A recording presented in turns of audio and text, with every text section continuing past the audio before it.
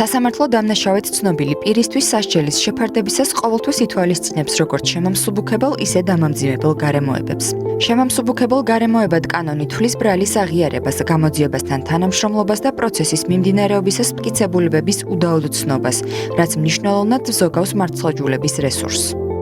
სისხლის სამართლის კანონმდებლობა განსაზღვრავს იმ დამამძიმებელ გარემოებებს, რომელიც კონკრეტულ შემთხვევაში მოსამართლისათვის სასჯელის შეფარდების დროს არის გასათვალისწინებელი. მათ შორის ერთ-ერთი ასეთი დამამძიმებელი გარემოება არის ოჯახის ერთი წევრის მხრიდან მეორის მიმართ ჩადენილი დანაშაული, ასევე არასრულწლოვნის მიმართ ჩადენილი ან მისი თანდასწრებით ჩადენილი დანაშაული, ასევე განსაკუთრებული სისასტიკით ჩადენილი დანაშაული.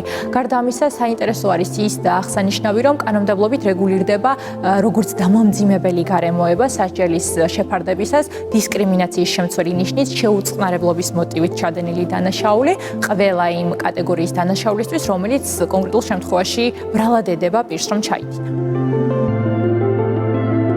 სასამართლო სასჯელის განსაზღვრებისას ითვალისწინებს პირის წარსულ ცხოვრებას, ნასამართლეობას, ქცევასა და დანაშაულის ჩადენის გარემოებებს. ერთი საქმე შეიძლება შეიცავდეს როგორც შემამსუბუქებელ, ისე დამამძიმებელ ფაქტორებს, რომლებიც სასამართლოს პროპორციულობისა და თანაზომიერების პრინციპიდან გამომდინარე ეხმარება გადაწყვეტილების მიღებაში.